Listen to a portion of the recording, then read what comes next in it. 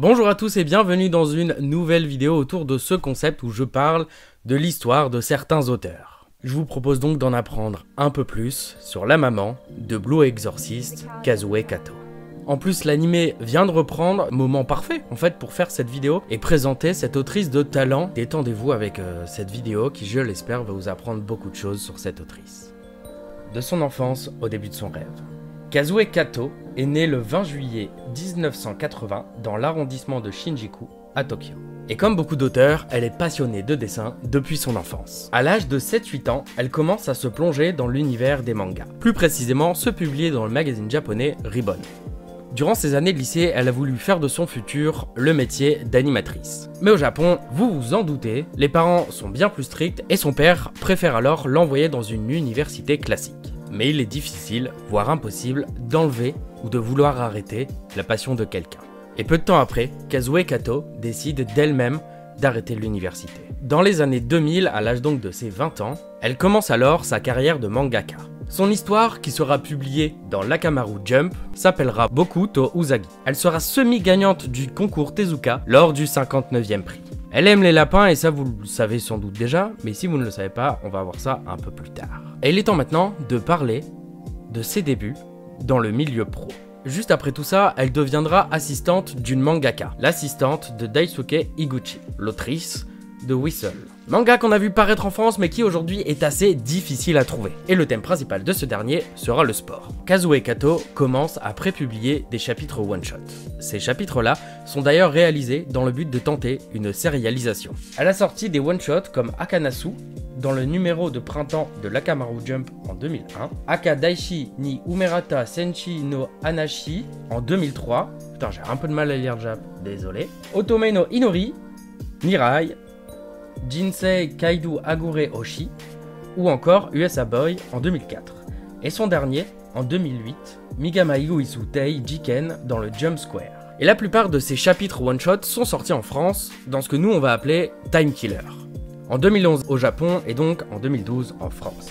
Mais passons à présent à sa première sérialisation. C'est en 2005 que commencera alors la prépublication de sa première série Space Travelers, dans le Monthly Shonen Series de Kodansha. Donc oui, entre-temps, pendant tous les petits one-shots qu'elle est en train de préparer, avec les dates que je vous ai données un peu avant, elle était déjà, en parallèle, en train de préparer sa série. Comme quoi, elle charbonne et elle ne lâche rien, et elle a bien raison. Space Travelers se terminera en 2006 avec 5 tomes. C'est assez impressionnant pour une première série. Alors oui, elle avait fait des one-shots avant, mais quand tu réalises un one-shot, t'as un peu moins de pression en ce qui concerne les dates de rendu. Et donc là, elle dessine pour beaucoup de magazines en parallèle, beaucoup de one-shots, et elle a quand même réussi à sérialiser sa série, sa première série. Mais il faut pas oublier qu'après tout ça, il s'agit surtout de la naissance de l'Exorciste aux flammes bleues.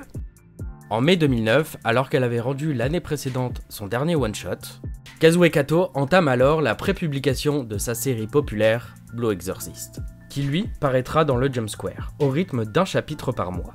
En 2011, un animé va alors voir le jour. Un peu moins de 3 ans après les débuts de la série en manga. Des OAV, des CD drama, un light novel font alors leur apparition, continuant de montrer la popularité de l'œuvre. En 2011, elle atteint son record de vente avec le tome 7, qui s'écoulera donc à pas moins d'un total d'1 million d'exemplaires vendus. Première pour elle, mais aussi pour le magazine de prépublication. Le Jump Square n'avait alors, jusqu'à présent, jamais vendu autant de tomes d'une même série. C'est donc un premier record qu'elle établit avec Blue Exorcist. En décembre 2018, on est sur un total de 17 millions d'exemplaires vendus. La série a d'ailleurs connu plusieurs pauses lors de sa prépublication pour diverses raisons, comme notamment la santé. Phénomène malheureusement beaucoup trop fréquent chez les auteurs de mangas japonais. En France, vous le savez, mais ces mangas étaient publiés chez Kazé, qui aujourd'hui est brandé sous le nom de Crunchyroll. Et petite anecdote, pour ceux qui aiment un peu les petits trucs un peu frétillants que personne ne sait, j'ai trouvé ça comme info et je trouve ça incroyable. Elle a eu un assistant qui aujourd'hui est assez populaire, peut-être que l'œuvre est un peu plus populaire d'ailleurs que Blue Exorcist. Mais elle a eu comme assistant Tatsuya Endo. Je sais pas si ça vous parle, mais c'est tout simplement l'auteur de Spy X Family. Mais il faut aussi parler de sa vie en dehors de Blue Exorcist. En 2020, Kazue Kato a l'honneur de faire partie du jury lors du 100e prix Tezuka. Et pour rappel, elle avait participé au 59e prix. 41 ans après donc, elle fait partie du jury. Et les membres du jury, qui y sont assez prestigieux. Elle sera aux côtés d'Akira Toriyama, Eiichiro Oda, Takehiko Inoue et Kohei Horikoshi. En 2011, elle travaillera sur une adaptation en manga du roman Eizen Karakuya de Fuyumi Ono. Elle a aussi été caractère designer pour la série Godzilla, l'origine de l'invasion. Et oui, elle n'a pas dessiné Godzilla, ça c'est Eiji Yamamori qui s'en est chargé, mais quand on regarde le design de certaines personnes, on peut apercevoir quelques similitudes avec les designs qu'on peut retrouver dans Blue Exorcist. Elle fera également quelques apparitions publiques, notamment en 2010 en France pour la Japan Expo. Désolé si vous l'avez raté, je l'ai aussi raté. En 2011 en Espagne et en 2016 aux US. En 2016, elle fut invitée au Jump Ryu pour faire part de ses techniques de dessin. D'ailleurs, on peut aussi retrouver ces petits DVD, si jamais vous ne le savez pas, dans certains coffrets, maintenant ils coûtent assez cher, mais voilà. Elle montrera donc des étapes qu'elle fait pour réaliser ses illustrations couleurs, sans oublier qu'en 2018 et 2019, elle a été en France, pour France Info et Kazé. Ils ont d'ailleurs publié une interview de Kazue Kato, couplée à la réalisation d'une dédicace. 2 fois elle est venue en France et 2 fois je l'ai raté. Top. En novembre 2009, elle ouvre alors un compte Twitter, enfin maintenant X, où elle poste des informations concernant ses activités et ses illustrations. Voilà, donc si jamais vous avez envie de la suivre, je vous ai mis son nom juste avant. N'hésitez pas aussi peut-être à la mentionner à la suite de cette vidéo sur Twitter, peut-être qu'elle la partagera. Et j'ai envie de conclure un petit peu tout ça avec quelques infos autour de la vie de Kazue Kato. Kazue a un petit frère, une petite sœur et des chats. Je vous avais dit qu'on parlerait de lapins, et ça arrive. Elle est fan de lapins. Et c'est pour ça qu'elle se représente beaucoup à travers les petites cases de mots de l'auteur dessinés en lapin. Je trouvais ça drôle, et d'ailleurs sa première histoire, ça parlait aussi de lapin. Donc voilà, elle adore le lapin. C'est pas parce qu'elle est fan de lapin que j'ai un lapin, mais voilà. J'ai un point commun avec elle. Un petit peu. D'ailleurs, quand elle dessine ses planches, elle dessine toujours de manière traditionnelle. C'est-à-dire avec son papier, un crayon, une plume et tout ça, et elle réalise à la main toutes ses planches.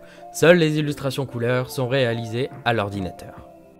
Ses mangas préférés, voilà, si jamais vous avez envie de savoir, ce sont donc Akira, One Piece, Yu Yu Hakusho, Slam Dunk et au lycée, elle était fan de Réincarnation, Please Save My Earth.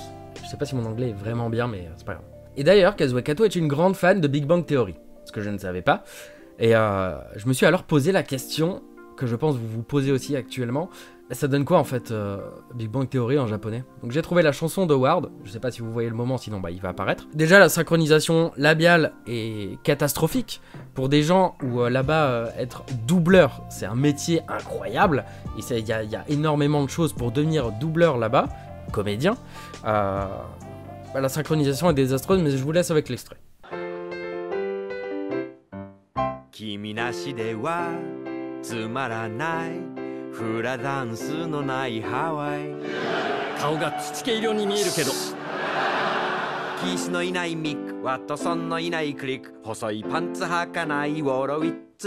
Donc voilà, j'étais vraiment curieux de voir ça, je pense que vous aussi, et je pense que vous le regrettez, et moi aussi. Et reparlons un petit peu de la participation de Kazue Kato lors du 59e prix Tezuka, parce que ça a aussi une importance. Kazue Kato a trouvé une grosse amitié auprès de l'autrice Minoru Sasaki, qui en 2000 gagne la mention honorable au 59e prix Tezuka. Donc lors de la même année, elles ont toutes deux participé au concours, et ça les a fait se connaître et se rapprocher. En 2013, Minoru Sasaki travaille sur le spin-off de Blue Exorcist intitulé Salaryman Exorcist Okumura Yukio no Aishu. Série en 4 tomes qu'on n'a pas vu paraître en France. Enfin voilà pour ce qu'il en est de la vie de Kazue Kato, parce qu'heureusement elle est toujours en vie, elle continue de nous faire rêver à travers Blue Exorcist. L'anime a enfin repris, donc je suis assez content aussi sur ça parce que je vais pouvoir me replonger vraiment dans Blue Exorcist. J'essaie de récupérer des tomes un peu de temps en temps quand j'en ai l'occasion. Je trouvais ça aussi intéressant de parler d'elle parce que c'est une autrice dont on parle peu. On parle beaucoup de Blue Exorcist mais pas forcément de Kazue Kato, alors qu'elle a participé à de nombreuses choses comme character designer sur une série Godzilla qui est sortie sur Netflix. Juste ça, je trouve ça cool parce que Godzilla en plus avec la sortie de -1, je trouve ça aussi bien d'en parler. Je l'ai pas encore vu mais je vais aller le voir là bientôt. Peut-être que quand la vidéo sera sortie je l'aurai vu, je pense. Je trouvais ça bien et important d'en parler aussi parce que voilà, mon but sera aussi à travers ces vidéos de parler d'auteurs. J'apprends beaucoup de choses et je trouve ça fantastique de pouvoir présenter un contenu un peu différent et qu'on voit un peu moins sur YouTube. En tout cas, j'espère que la vidéo vous aura plu. On se dit à très bientôt pour une prochaine vidéo. D'ici là, prenez soin de vous. Et bisous sur les fesses.